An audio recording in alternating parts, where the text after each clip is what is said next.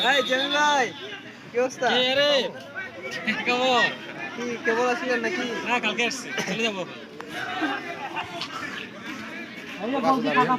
ঢুকাই দিলে গোটা আছে।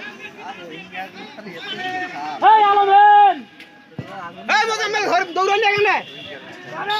আমার হাতত কোনো বলে নাই এখন। এই রাকিবের গাড়ি দাও রাকিবের মানগুলো এক কেন কি রে তো বাসা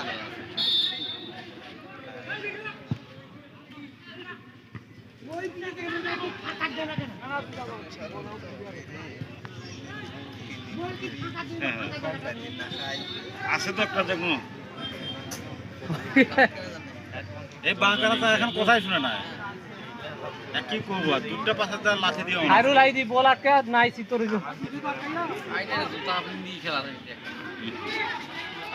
দোকান হাই ইয়া লাগাইছে